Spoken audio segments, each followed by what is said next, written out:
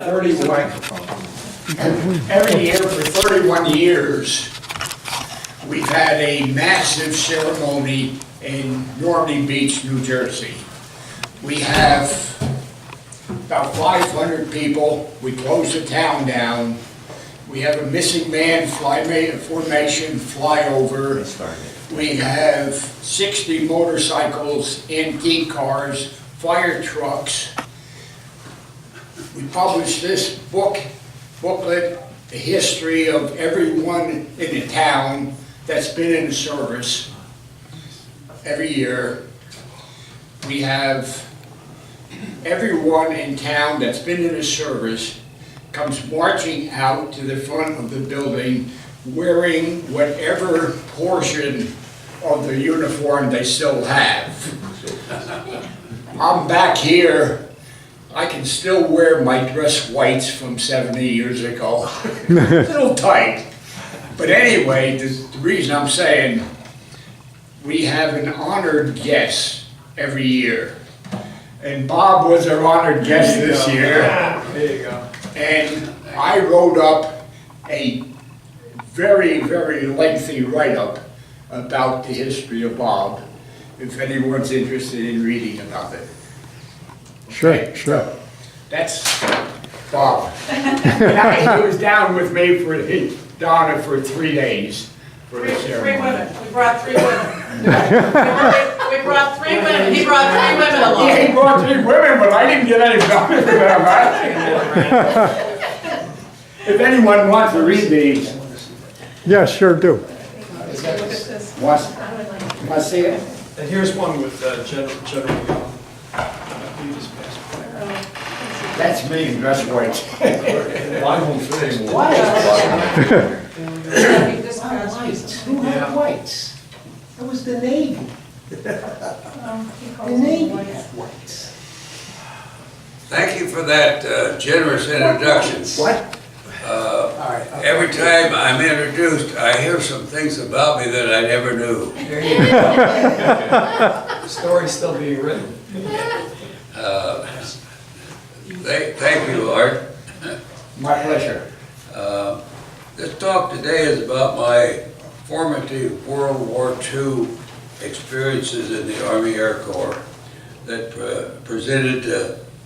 prepared me for the bigger role with the B-29 program.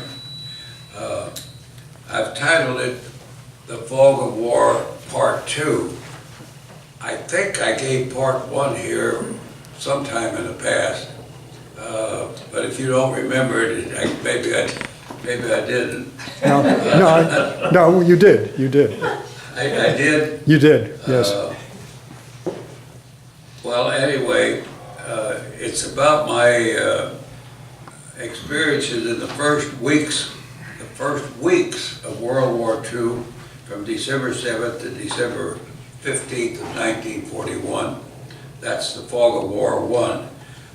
This is the following year, 1942, after Pearl Harbor.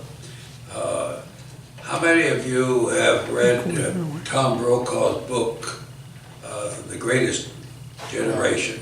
Yeah. Oh, that's pretty good.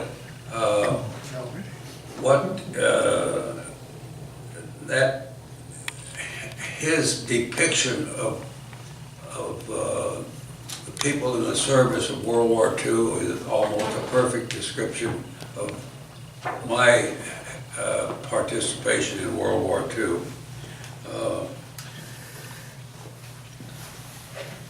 This talk starts out at Westover Field, Massachusetts, up at Springfield, which was an air base built in 1940 when the concept was to protect the East Coast from an attack, and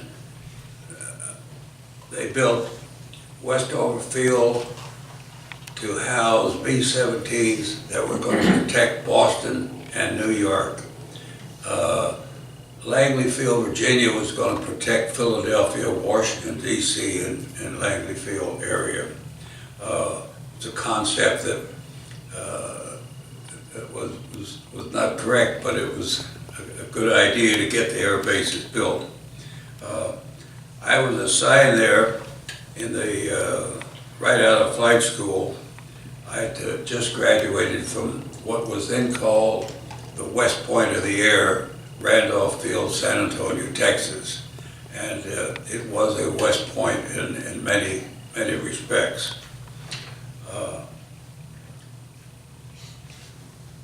The main airplane that we had at Westover Field was the B-18 bomber, which probably most of you never heard of. It was a twin engine, and it took off at 80 miles an hour. It flew at 80 miles an hour, and it landed at 80 miles an hour. It was the strategic bomber of the 20s and the 30s up to the time the B-17 came into being. We flew under severe winter conditions searching for the submarines in the North Atlantic, and this was pretty heavy stuff for a newly minted Air Force pilot. On the morning of January 10, 1942, after returning from a German submarine hunting flight, I was informed that I was being transferred to the west part of the country to get further training. Transferring personnel between Air Force units and locations seemed to be something the Air Force was very capable of doing. This transfer was different. Quickly breaking the news to my wife, my newly minted wife of 1 month, and my wife, Elder, was delighted to start the cross country from New Jersey or from Westover Field to Pendleton, Oregon. She had barely ever been across west of the Delaware. She'd been to the Poconos and she'd been to Philadelphia. And she was a graduate of Smith College, which was a pretty noted girls' school, but traveling wasn't a big thing at that time. The trip from Massachusetts to Oregon across the United States in a car loaded with all our worldly belongings in the cold, snowy winter of January 1941 was a harrowing experience. You haven't any idea. In January, the roads were half cleared and you rode in ruts. You didn't ride on pavement, you rode in ruts. There were ruts coming toward you and ruts that you stayed in, and we more or less went all the way to Pendleton, Oregon that way. When it got to Pendleton,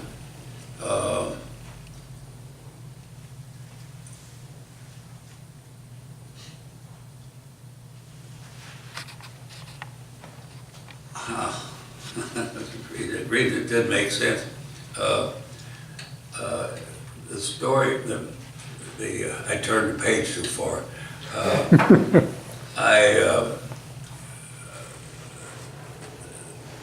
The story about my trip to Pendleton, Oregon reminded me of my mother's tales about her family traveling west in the Weyerhaeuser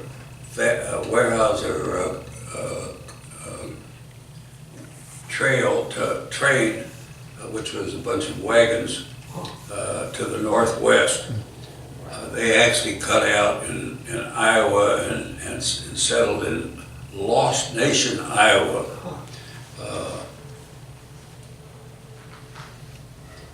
Anyway,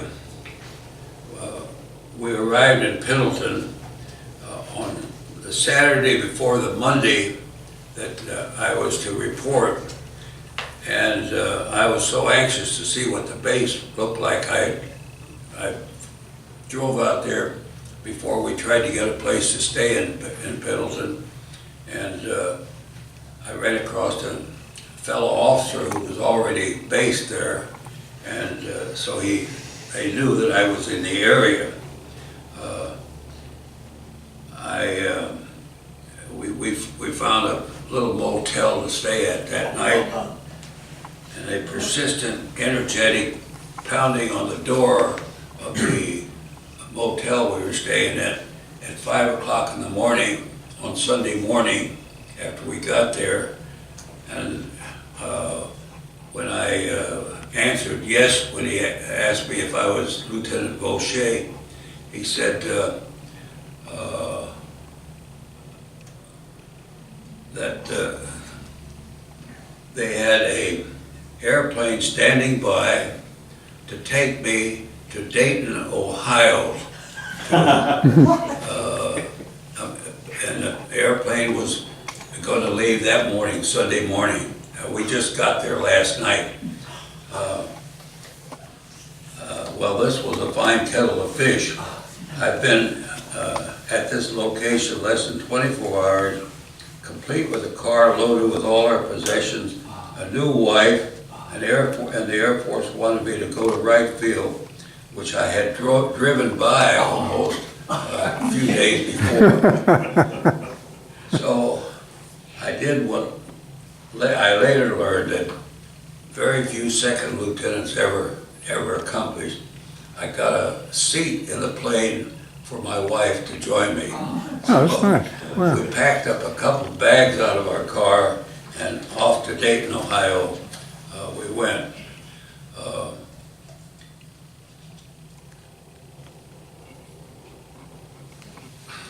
How do I keep turning the wrong page here?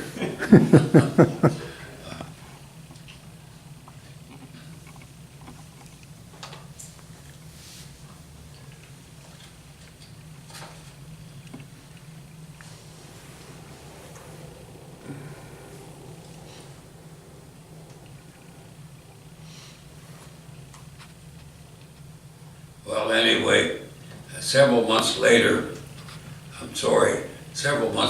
I received a letter saying that somebody had made an offer on my car and that he would send the possessions via the quartermaster to my wife's home in New Jersey. So I took him up on it. It was the worst thing I ever did, because when the war ended, it took me a year to get a new car.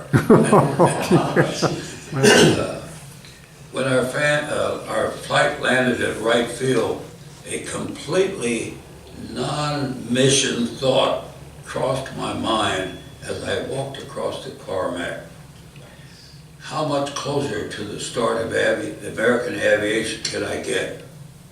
Who would have thought that a farm boy from the lower Rio Grande Valley of Texas, which is in nowhere, Texas, would ever get this close to the birthplace of aviation and then be a part of it? I soon learned that my assignment was to take a flight of 3 British LB-30 bombers to Java.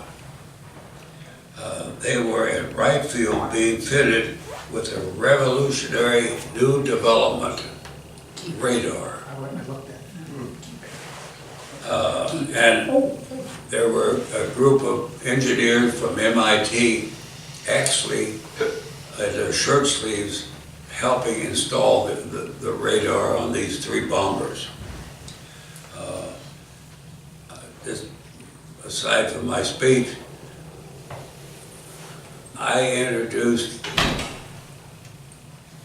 radar in a combat airplane to the combat zone, the first introduction of it on those 3 airplanes. The 3 crews arrived at Wright Field over the next few days, and we didn't have a regular combat crew. We just had a pilot, co-pilot, flight engineer, navigator, and a mechanic, so we didn't have a regular combat crew. We were interested in being briefed with the details of this unexpected mission. After pilot training, I had flown a little bit of B-17s, and not as a pilot, just as an observer pilot. I probably 100 hours in the B-18 Bolo. They call it the Bolo, which was the extent of my experience in a heavy airplane, which was like a DC-3, so to speak. I had zero experience in four-engine aircraft. From a standpoint of commanding it, I was very interested in determining the experience of the assigned crew and that of the other two, the experience of the other two pilots. I soon learned that we were all had similar experience. None. There you go. This is Tom Brokaw in his book, as you know, he said that one of the attributes of the American soldier, combat soldier, was they could adjust to anything. When they didn't have a command, they took action appropriate for whatever was required. The three crews headed out to our survey airplanes, the LB-30s, which was the largest airplane I had ever seen. Also, it had a tricycle landing gear, which I had never landed. All of the aircraft I had flown to that date had a tail wheel, which was the so-called conventional gear arrangement. Neither of the other two pilots had ever flown an aircraft with a nose gear, and the Mitchell B-25 bomber was the only airplane at that time that had a nose gear until the B-24 came. And then it followed by the B-26, and after that, all combat airplanes had nose wheels. This aircraft was originally designated for the British. They had a contract for Consolidated had a contract for 75 LB-30s.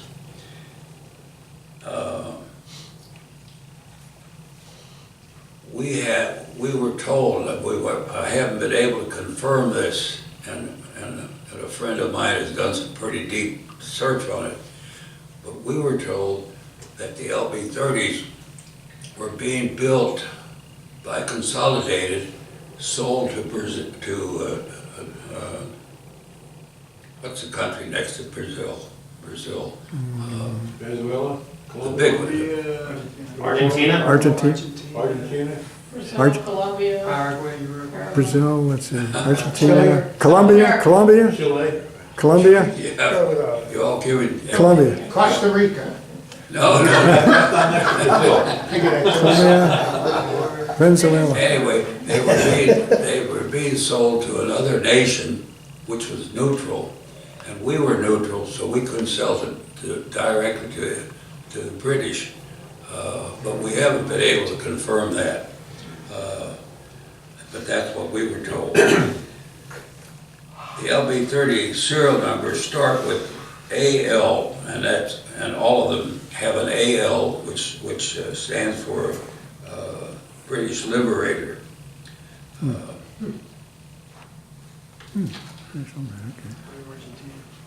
It was a large aircraft. It normally took 10 crewmen. It had four 1,200 horsepower Pratt Whitney or 1830 engines. It had a 2,200 mile range and a 21,000 foot service ceiling. There were no crew comforts like the pressurization on the B-29 that I would later be a test pilot on. It was 57 feet long with a 104 foot wingspan and low to the ground.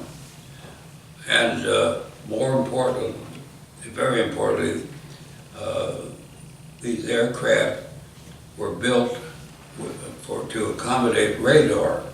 Yes, this is a big deal.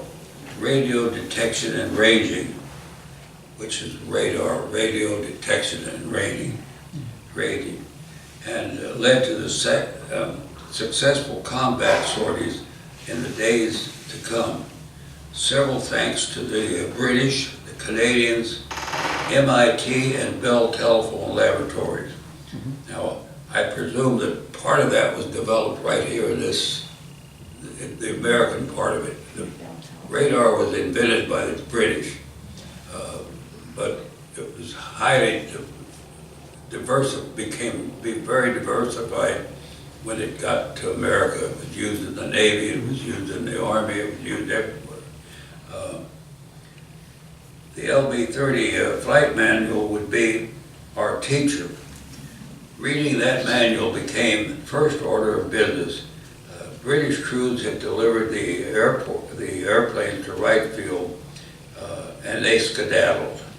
We knew as much technically about the LB-30 as anybody on the field. This is Wright Field, the center of development of aviation.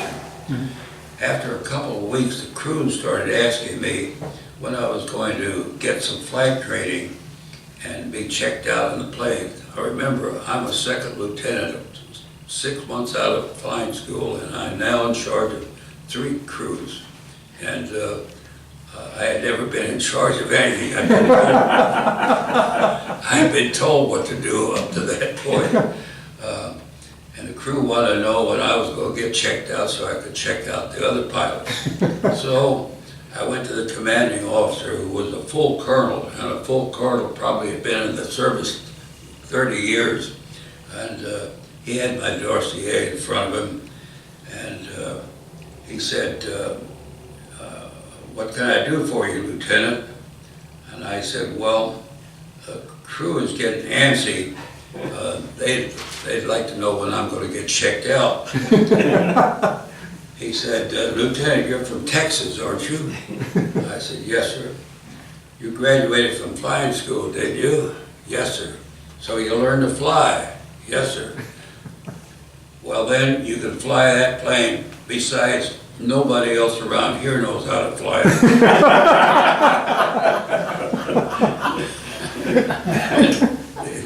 These are true circumstances of what's going on all over. The Navy, I'm sure, was having the same problems. The Army was having the same problems.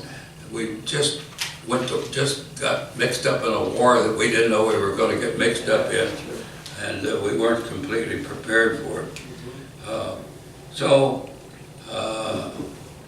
I went back, and the crew wanted to know what the result was, and I said, "We got to get out the.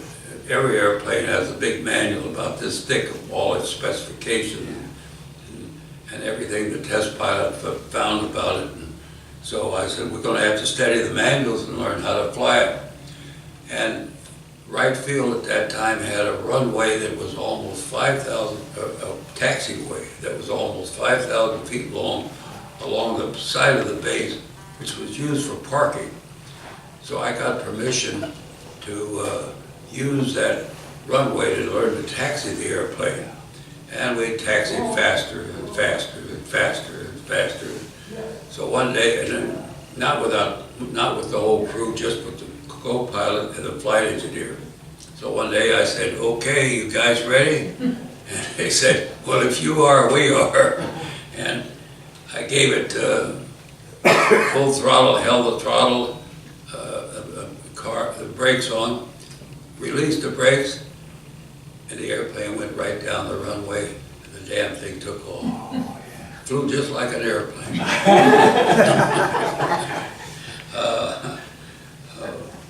Well, anyway, we got in the air and got things going, and we practiced at 5,000 feet over Dayton, and I checked out the other 2 pilots. And I knew no more about it than they did, but I was a check pilot.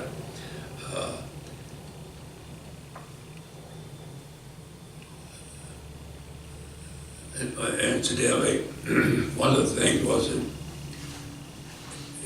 this was a nose wheel airplane, but it wasn't steerable. So you had to taxi the airplane by differential power and using your brakes. So you could turn the airplane, add power, and put brakes on. which is an art in itself. You had to learn that.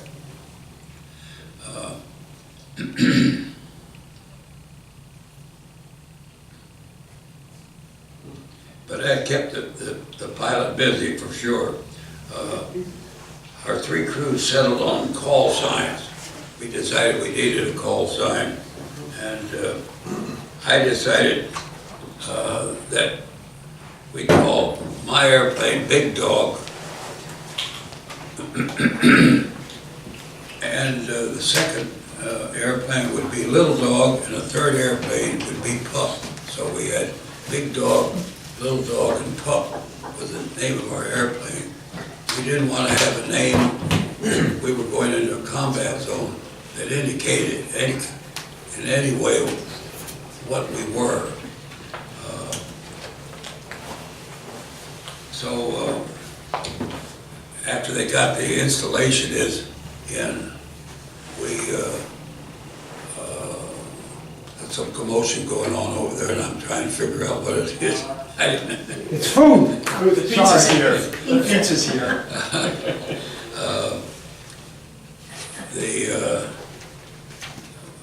After the center of radar training became Palm Beach, Florida, and we took off from Wright Field and flew down to Palm Beach. And on the climb out, Pup comes on the air and says, "I left my bag of charts beside the aircraft on the ground." I considered this for a second and picked up the mic and said, "Pup, this is Big Dog. So sorry. We'll replace it when we get to our destination. Get into position." We were flying a loose formation. I mean, a very loose formation. We landed without incident in Palm Beach, and immediately we put into school for 6 weeks to learn about radar. So I became a very adept at radar at the very beginning of the war. And it gives me a funny feeling being here where this was the center of development and research for it. That was 1942? Yeah. Oh, wow. Spring of 42. The planned route to where we were going was a simple cross-country. It was not a simple cross-country from here to Dayton, from here to Chicago. It was from Florida to Brazil, to West Africa, to East Africa, to Karachi, India, to Ceylon, India, to Jakarta, and on to Darwin, Australia. Well, we are U.S. Air Corps trained crews, no problem.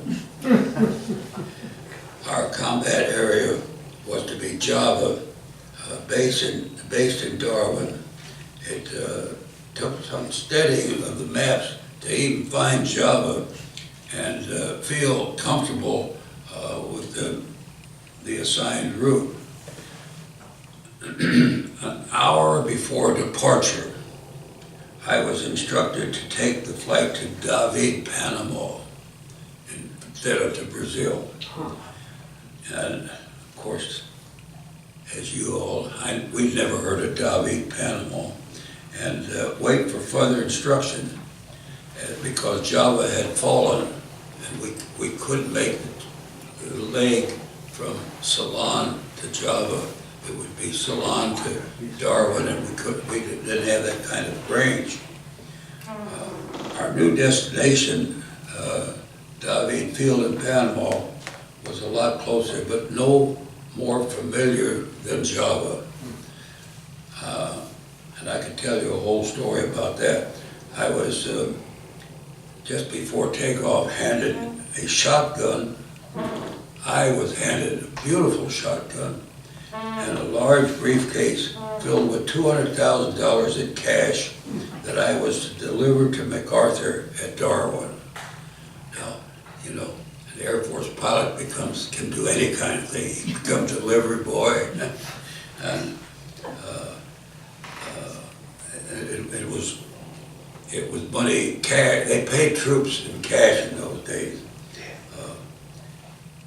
Well, after looking in the briefcase, in the bookcase, I asked without hesitation, what am I going to do with this money?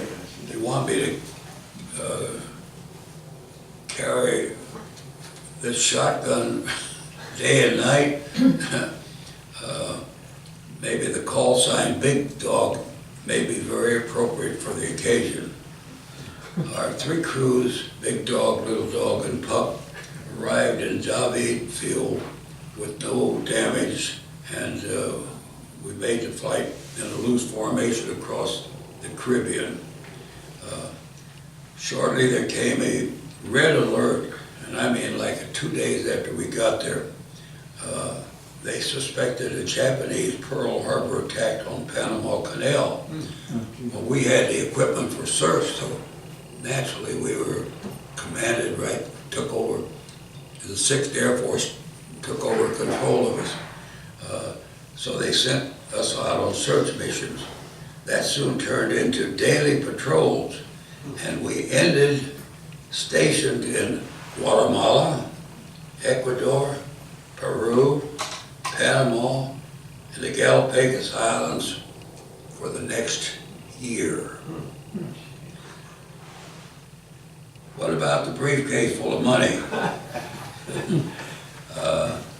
Once I realized that I wasn't going to get to MacArthur, I went to the base commander of Darwin and suggested that he take possession of the money. He said, I don't want to have anything to do with it. Get out of here. So I'm stuck with the money, and I finally got it turned in about 6 weeks later to the finance officer of the 6th Air Force. But a little side to that story is I was given a talk to a group in North Jersey, and I was introduced, and as I came up to the podium out in the audience, somebody said, what did you do with the money? And he hadn't said anything about it. He'd heard the speech somewhere else.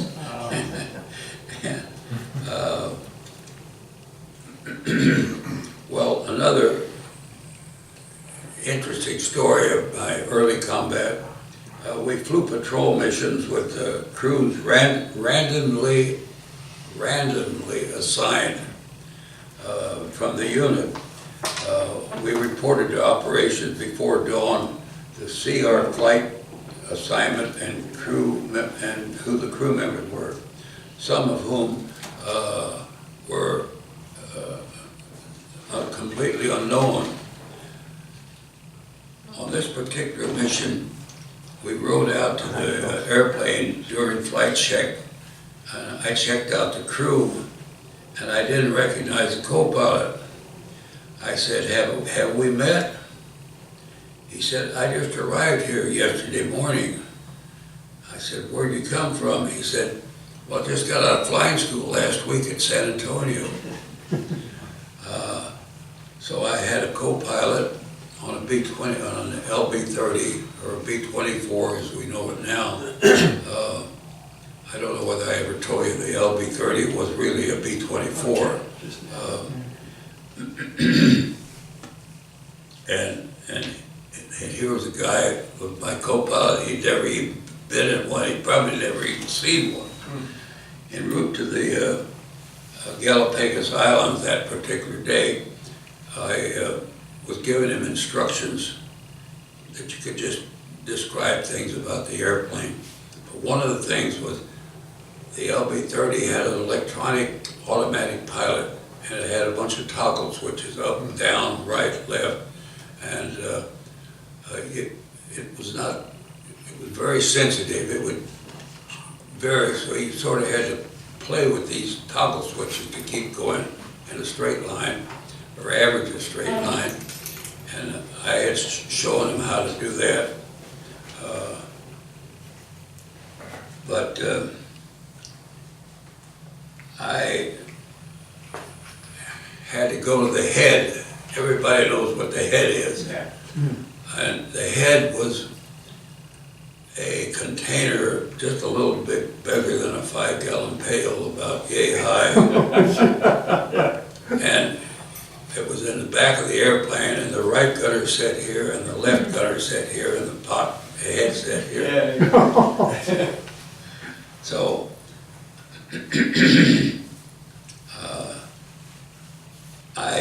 and to get there, you had to go through the bomb bay and walk through a catwalk and through a couple of doors, and you finally got there. After I had done my duty, I said to the left gunner that I wanted to exercise his gun, which was a common practice. We shoot a few rounds from each one. I shot a few rounds through the puff clouds. I stowed the gun and turned to see someone on the head. I looked at him and I realized it was the co-pilot. She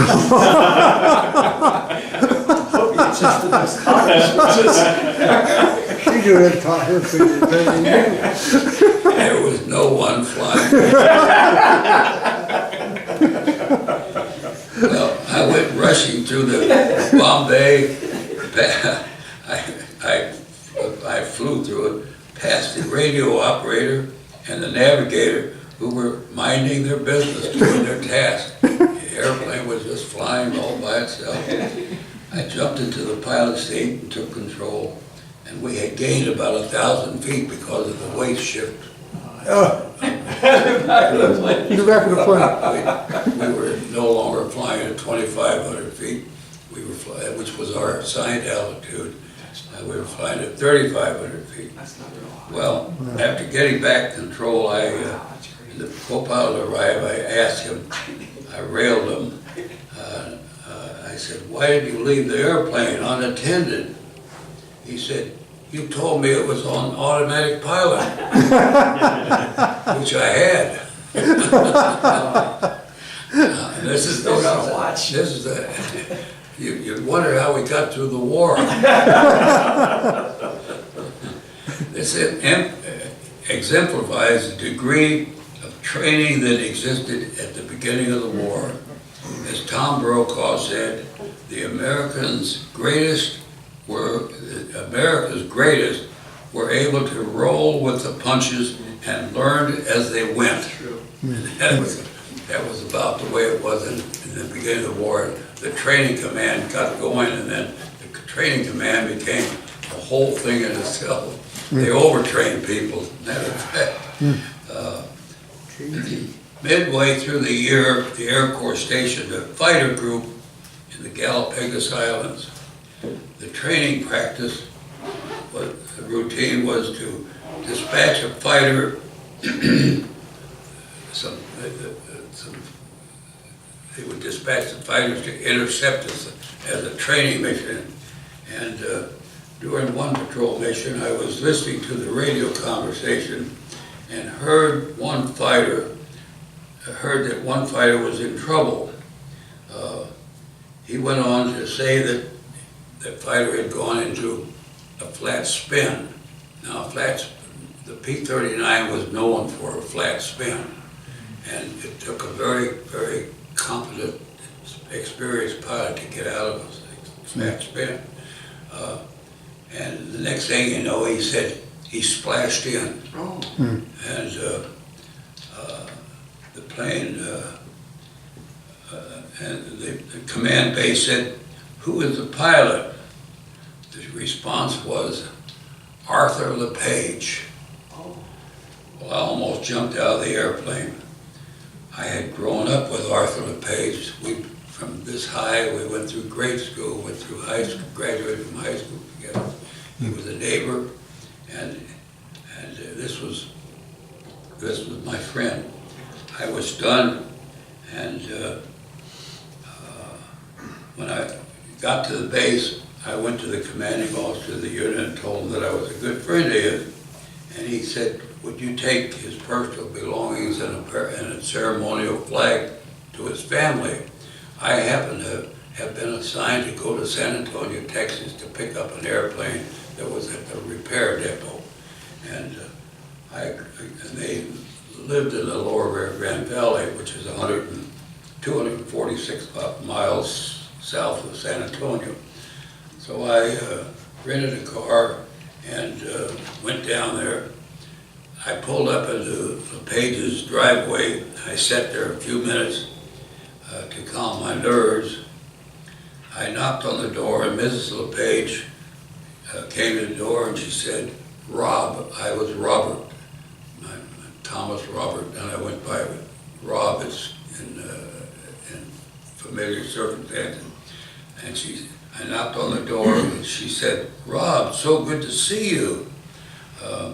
I came in and after small talk, I told her how Arthur had died, and she did not shed a tear. And she said, "I am so proud of Arthur. He died for our country." That was the first example of the stoic civilian attitude during the war. Dying for our country was the price of defending it.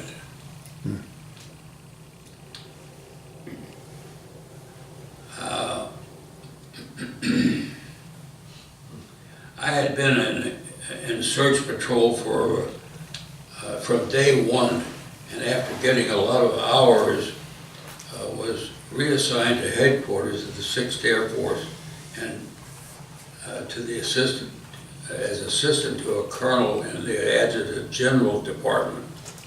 Part of the assignment was flying liaison communications to the various bases, Guatemala, Tulare, Peru, and David. And on one flight, I was in an 047. That was an observation plane built in the early 30s. It was a complete failure, but they were flying anything. And we were using it as a liaison airplane, not as a combat airplane. I delivered a communication to Rio Hato, the large Air Force base, and in Rio Hato, in the village of Rio Hato. As I was getting ready for my return flight to Panama, a line crewman came up to me and said, "There's a dog face in operations. He'd like to have a ride to Panama City. Would you take it with you?"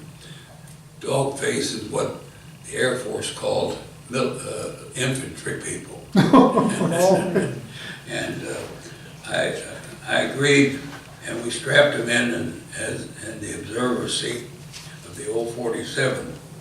The communications was via a tube. You talked into a tube, and not electronic communication. Midway through the flight, suddenly an oil line broke and sprayed oil over my windscreen. Well, I knew I had to get down pretty fast, and I tried to notify him that we were in emergency, and he was sound asleep. So I did whatever I had to. I found that I couldn't land on the beach. There were big boulders on the beach.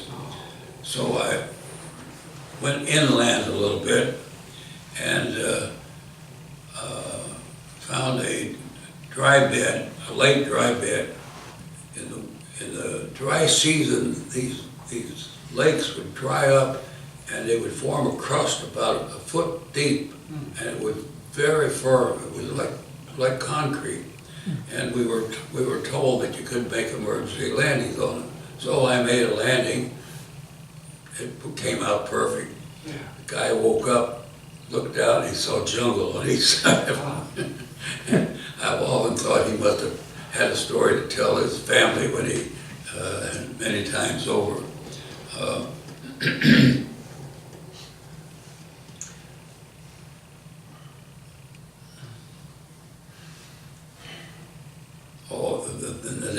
The next thing I did was we had a Morse code, and we'd all been taught Morse code and how to tap out a message on Morse code.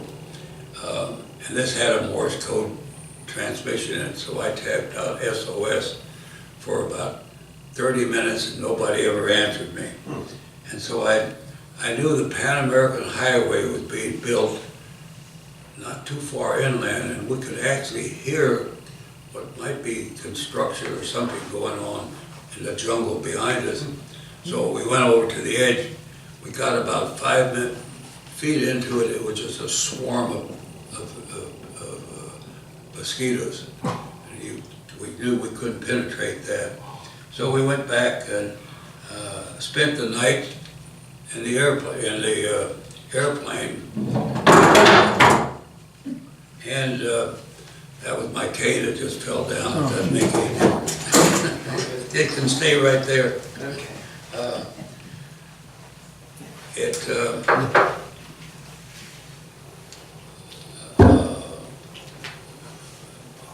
At about 8 o'clock the next morning, a little Cub search airplane came flying down the beach, and I knew it was a search airplane. And we had what we call a ferry pistol, and I shot a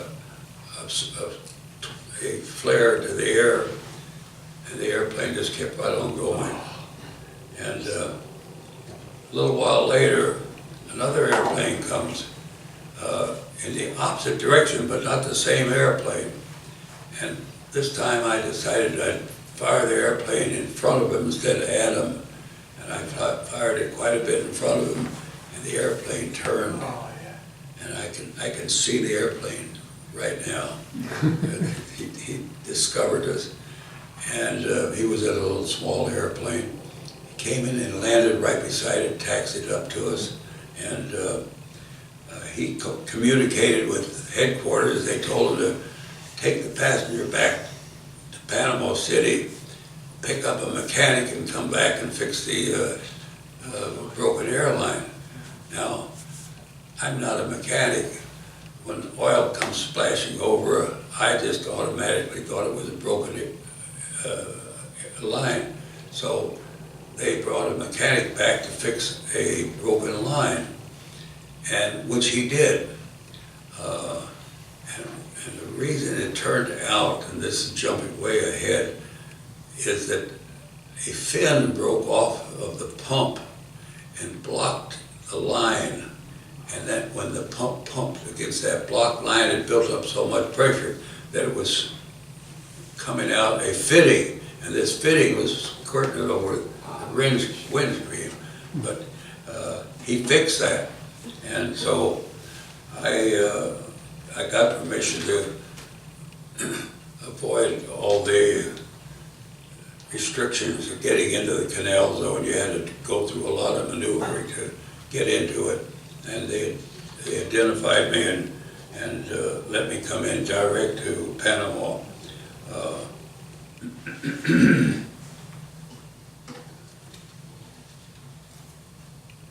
Anyway, I landed at the 6th Air Force field, and the mechanics about a week later said, "Boy, you were lucky." And they told me the story of what really happened.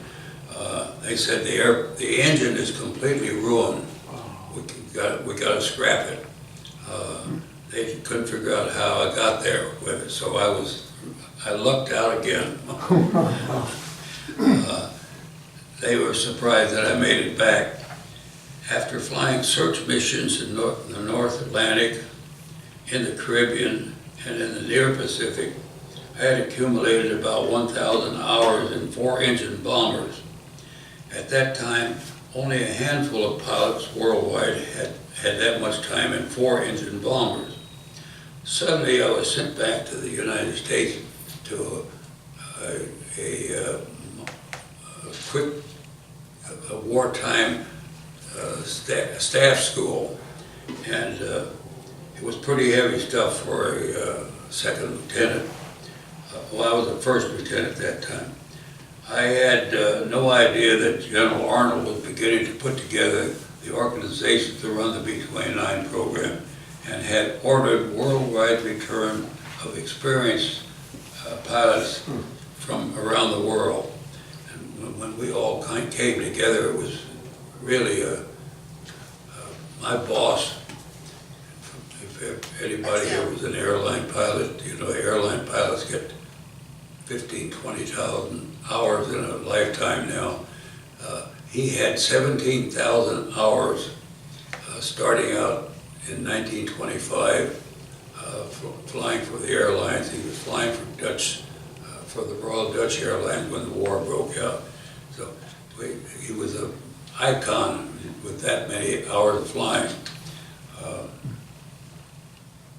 So my affair with the B-29 is a whole other story.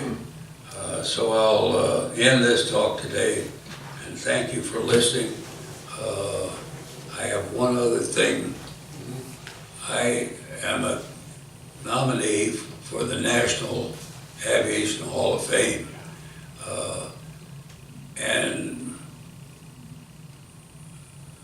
a person in Texas put together the dossier that they required, did a lot of research on my life, my aviation life, and got me accepted, and and finally got to be a candidate.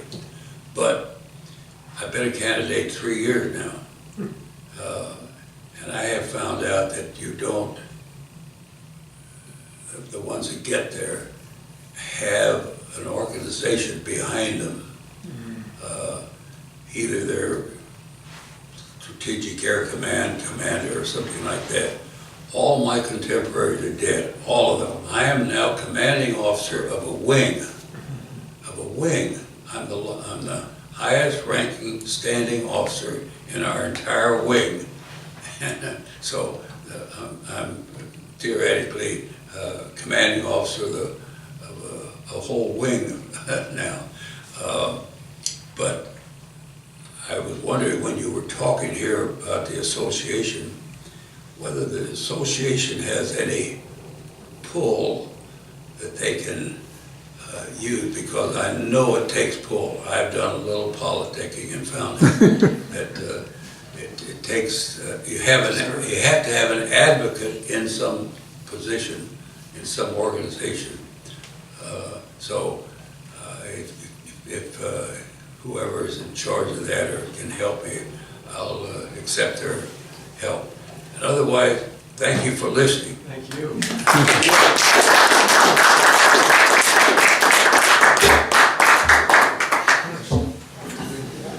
Good evening. Bob, question? Oh, yeah. Bob, thanks. It was fascinating. I'd like to hear you talk more. But I just wanted to add something people don't realize. The U.S.'s most expensive development during World War II, people think was the atomic bomb. It was the B-29 program, and Hap Arnold really pushed that he stuck his neck out for it. Yeah, it was. I've always said that you have to be at the, for instance, I led the Air Force in review over the battleship Missouri when the peace treaty was signed.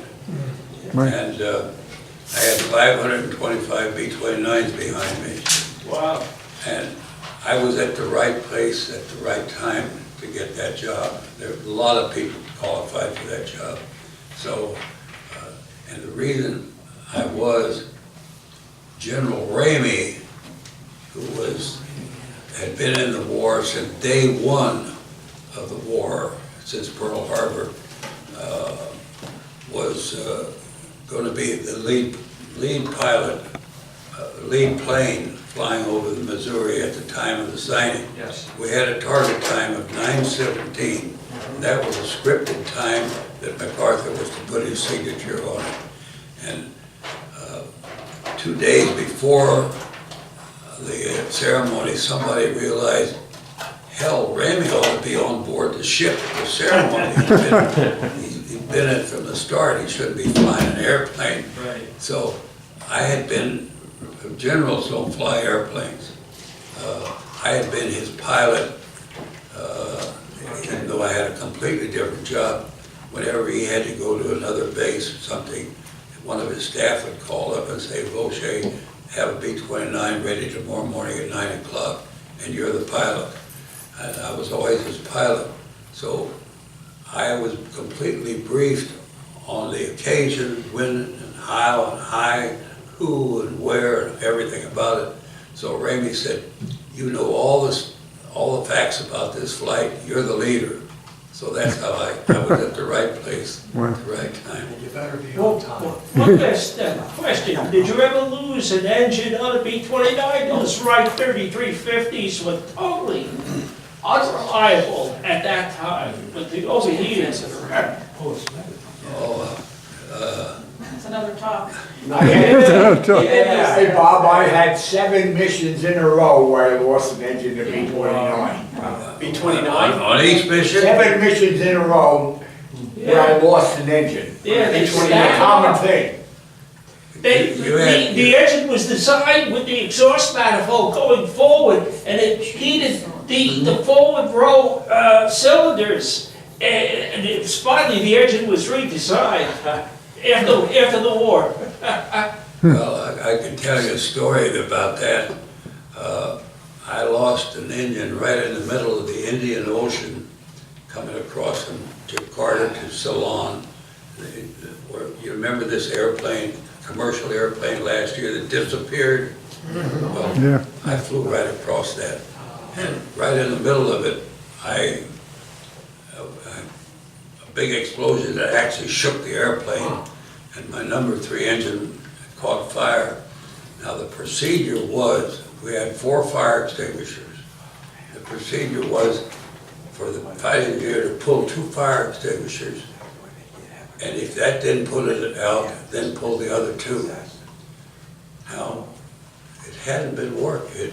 They'd had fires in engines, and once the fire got going in an engine, you had about 3 minutes to get out of it if it got fully going, because it burned the wing, or the wing had come off. And it hadn't been a success. Nobody had really, sometimes it worked and sometimes it didn't. In this particular case, there was such an explosion, and it startled the flight engineer. He pulled all 4 fire extinguishers at one time, and it put out the fire. There you go. Wow, That's good. that's what you hear. And from then on, it became standard procedure in the entire Air Force.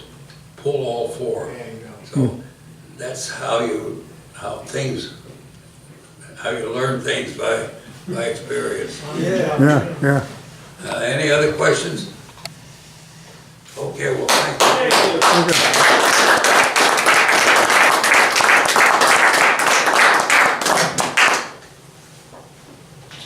Sir, always a pleasure to hear you speak.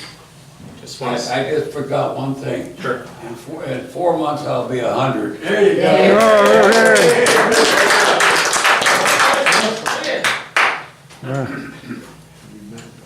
Thank you very much.